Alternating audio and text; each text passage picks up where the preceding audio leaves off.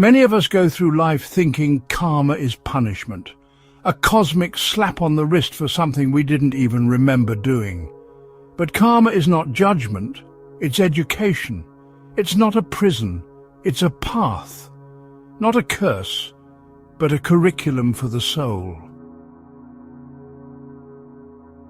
We all carry it, the echoes of actions from lifetimes past.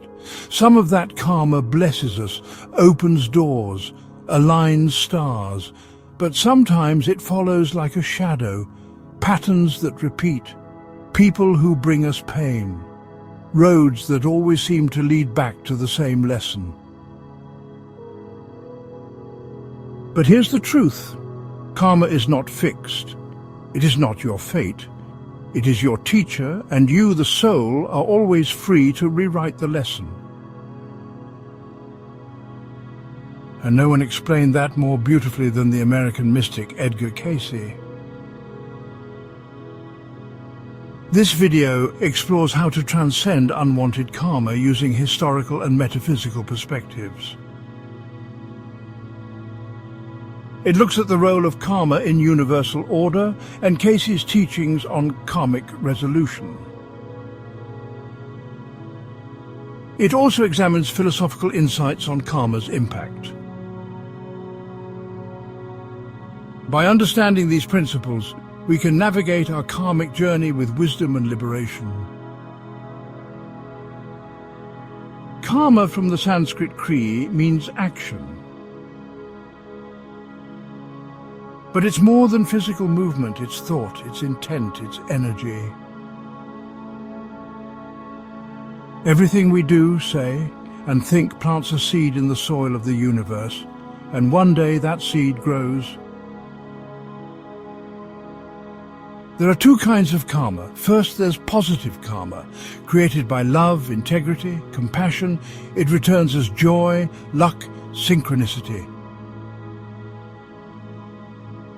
There's also unwanted karma, born from fear, resentment, selfishness. It circles back as pain, challenge, or blockages. But karma is not punishment. It is refinement. It is the universe saying, let's try that again, but with more awareness this time. Karma is the universe's way of keeping perfect balance. As you give, so shall you receive. These ancient truths remind us that every thought, word, and action sends out energy, and that energy always returns. Karma is not meant to cause suffering and harm. It is love in disguise, guiding us toward growth. When we see injustice in the world, when the wrong people seem to prosper, we must remember the soul's journey spans lifetimes. The person who seems to get away with harm today will face their lessons in time. And the kindness you offer today, it will return to you multiplied. Your soul is on a sacred journey, not to suffer but to awaken. Every challenge, every hardship is an opportunity to break free from old cycles. Do you dwell in anger, resentment, and fear? These create more karmic chains. Do you choose patience, forgiveness, and love? These dissolve them. Grace is the higher law, the divine shortcut. When you choose forgiveness over bitterness, understanding over judgment, and love over fear, you step out of karma's wheel and into miraculous flow. You are not powerless against karma. You are its master. Every moment you decide. Will you react with old patterns, feeding the cycle, or will you respond with grace, rewriting your destiny? From ancient sages to modern mystics, karma has been described in many languages. Hinduism and Buddhism speak of samsara, the cycle of rebirth. Karma determines the form, the family, the lessons of each new life. Christianity echoes karma with verses like, "Whatever one sows, that shall he also reap." Hermeticism, through the Kabbalion, offers the law of cause and effect. Nothing escapes consequence. Quantum physics, through the lens of minds like Dr. Amit Goswami, suggests that thought itself is energy, that our intentions ripple out, entangling us with reality, shaping the universe we perceive. And then there's Edgar Cayce. Known as the Sleeping Prophet, Edgar Cayce gave thousands of readings while in trance, many about karma, reincarnation, and the soul's evolution. To Cayce, karma was memory in the soul. He saw it not as punishment but as a spiritual imprint, a code written through lifetimes, an emotional, energetic pattern replaying itself until it was understood, healed and transcended. Cayce said our souls choose the time and place of rebirth. We choose our families, our wounds, even our trials, not as victims but as volunteers in the name of growth. He taught that grace is stronger than karma, that awareness, service and love can dissolve even the oldest debts.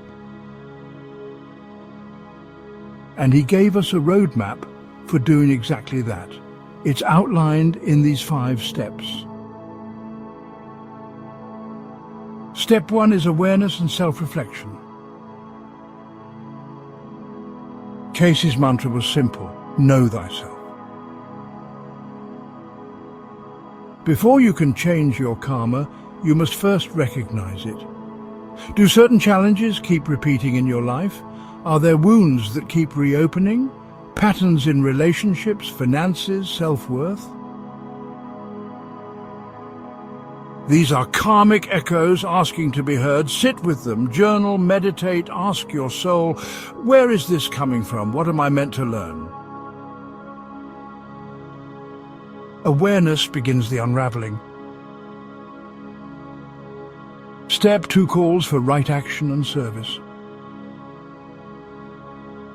Cayce taught that we meet karma with grace when we respond with love. Not everything that happens to you is fair, but how you respond, that's where your power lies. Act with kindness, be of service. Help someone else rise and you rise too. In service we repay invisible debts. In compassion we rewrite the story. Step 3 involves forgiveness. Forgiveness is karmic alchemy. It's the fire that burns the old script, the chain breaker of souls. Cayce warned that holding grudges binds us not only to pain, but to the past. Let go, he said, for grudges are chains to former mistakes. Forgive others, not because they deserve it, but because you do, because freedom feels better than resentment. And forgive yourself, you were learning. Step 4 requires meditation and prayer. To dissolve karma, align with your highest self. Meditation is the stillness where old stories loosen. Prayer is the bridge from limitation to divine possibility. Cayce believed that meditation and prayer reconnect the soul to its source. In that space, even the deepest karma softens, because love overrides law.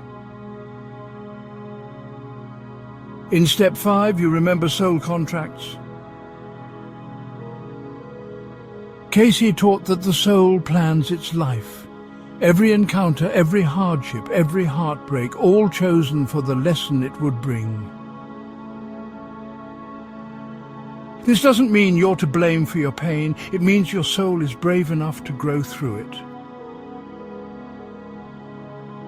What if this challenge is a doorway? What if this person is my teacher in disguise? Karma is not just personal, it's universal.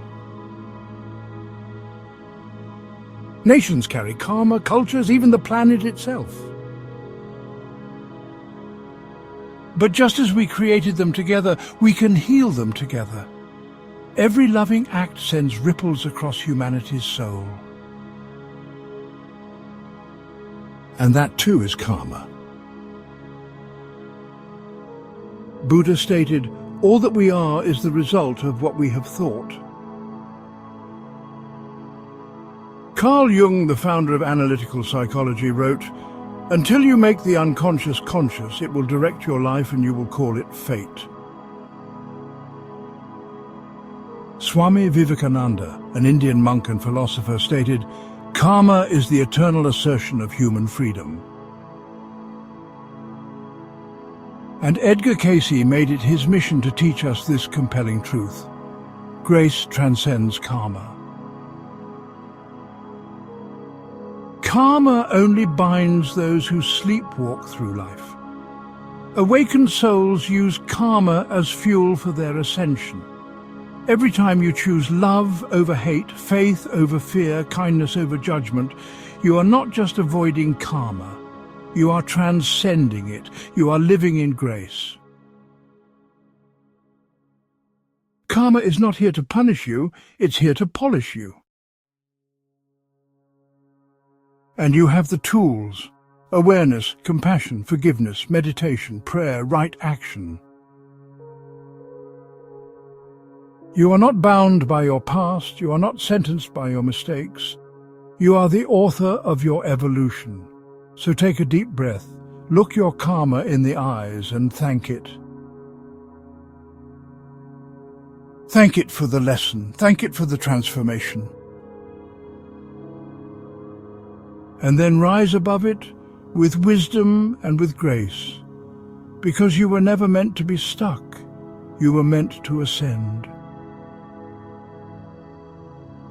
If this message spoke to your soul, it's because your soul is ready, ready to heal, ready to rise, ready to remember its power.